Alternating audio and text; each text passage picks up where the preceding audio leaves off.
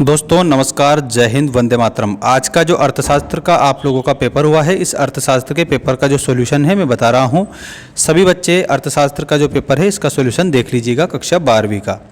देखें आप सभी, यहाँ पर आपका पहला जो प्रश्न है, एक शब्द एक वाक्य में उत्तर दीजिए। में अल्पकाल में फर्म की पूर्ति का वक्र किस प्रकार का होता है। साथियों, आप सभी को इसमें करेक्ट आंसर बताना है। जल्दी से सभी स्टूडेंट्स लाइव आ जाइएगा, क्योंकि इसमें जो आंसर मैं बताऊंगा सारे के सारे आप लोगों के करेक्ट होंगे। बिल्कुल डेफिनेटली आप लोगों का सारा आंसर मैं बता रहा हूं, इसमें सभी को याद रखना है। जितने भी इसमें क्वेश्चन आप लोगों ने करे हैं सभी सही है, कोई दिक्कत परेशानी वाली बात नहीं है, ठीक है। और यहाँ पर आपका जो पहला है इसमें आ जाता धनात्मक, ठीक है। आंसर में आपको इसमें धनात्मक लिख देना था, ठीक। इसके बाद दूसरा प्रश्न देखिएगा सभी, किस वर्ष में अमेरिका एवं यूरोप के देश महामंदी से प्रभावित हुए थे। तो इसमें 1929 आता, 1929 सही उत्तर सभी का हो जाता। इसके बाद में भारत में बैंकों का बैंक, तो इसमें रिजर्व बैंक ऑफ इंडिया मतलब कि RBI आप लोग इसमें लिख के आना चाहिए था।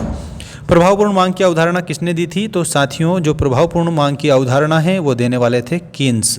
तो इसमें आपका करेक्ट आंसर के तौर पर, सही उत्तर के तौर पर आपको कीन्स लिख के आना था। अगला प्रश्न है, यहाँ देखिएगा, प्रतिरक्षा व्यय किस प्रकार का व्यय माना जाता है। तो वो राजकोषीय व्यय माना जाता है।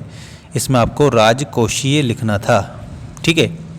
एक देश की मुद्रा का दूसरे देश की मुद्रा में व्यक्त मूल्य क्या कहलाता है। तो दोस्तों इसमें जो आंसर है वो विनिमय दर कहलाता है, ठीक है। विनिमय दर आप लोगों को इसमें लिखना था, सभी को इसमें विनिमय दर कर देना था करेक्ट उत्तर। इसके बाद में राष्ट्रीय आय की गणना की जो विधियां हैं, उसमें राष्ट्रीय आय की गणना की 3 विधियां इसमें याद रखना था, जिसमें कि एक तो आय विधि हो जाती, ठीक है, दूसरी आपकी व्यय विधि हो जाती, और उसके बाद में तीसरी जो विधि थी उसमें उत्पादन विधि आपको बताना था, ठीक। इसके बाद में देखिएगा आपके सही विकल्प जो हैं, इसके आंसर में बता रहा हूँ, सारा मैच कर लीजिएगा। बुनियादी आर्थिक समस्या का समाधान करना पड़ता है, वह है। तो इसमें आता असीमित आवश्यकताएं एवं दुर्लभ संसाधन, ठीक। इसके बाद में विलासिता की वस्तुओं की जो मांग की लोच होती है वो अत्यधिक लोचदार होती है, इसमें अत्यधिक लोचदार लिखना था। कुल लागतें होती है, तो कुल लागतें आप लोगों को आंसर करना था करेक्ट ऑप्शन नंबर सा वाला, ठीक है ना। कुल स्थिर लागतों एवं कुल परिवर्तित लागतों का योग होती है, ऐसा आपको आंसर बताना था सबको, ठीक है ना। करेक्ट आंसर आप लोगों को ऐसा लिख देना था। इसके बाद में देखिएगा यहाँ पर नेक्स्ट क्वेश्चन है, निम्नलिखित में से साधन आय कौन सी। तो इसमें ब्याज आपको आंसर करना था, ब्याज सभी का करेक्ट हो जाता। नेक्स्ट आप देखिएगा उपभोग फलन, तो आय तथा उपभोग में संबंध बताता है। सरकारी बजट में राजस्व घाटा 20,000 करोड़ और उधारी 50,000 करोड़ है, तो इसमें 70,000 करोड़ आंसर उत्तर हो जाता सभी का, ठीक है। 70,000 करोड़ वाला आंसर सही। इसके बाद में यहाँ आप देख लीजिएगा, यहाँ आप लोगों के रिक्त स्थान थे। कुल संप्राप्ति का वक्र ढाल सदैव कैसा होता है। तो सदैव कांस्टेंट मतलब होता है सहज होता है, सहज का मतलब कांस्टेंट है, कांस्टेंट का मतलब आप लोगों को धनात्मक आपको लिखना है। पूर्ति का नियम वस्तुओं पर लागू नहीं होता, तो इसमें आपको याद रखना है अमूल्य वस्तुओं पर लागू नहीं होता है, ठीक है।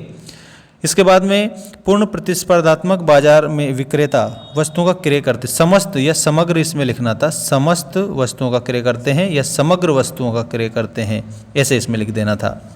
इसके बाद में देखिएगा यहाँ पर कृषि समर्थन कार्यक्रम द्वारा सरकार कुछ कृषि पदार्थों के लिए तय की गई कीमत का तय कर देती है। क्या तय कर देती है। तो न्यूनतम मूल्य तय कर देती है, तो इसमें न्यूनतम मूल्य उत्तर आपको यहाँ छाप के आना था। जॉन मेनाल्ड कीन्स की पुस्तक का नाम, ठीक, जॉन मेनाल्ड कीन्स की जो पुस्तक है उसका नाम the theory of employment interest and money का प्रकाशन कब हुआ था।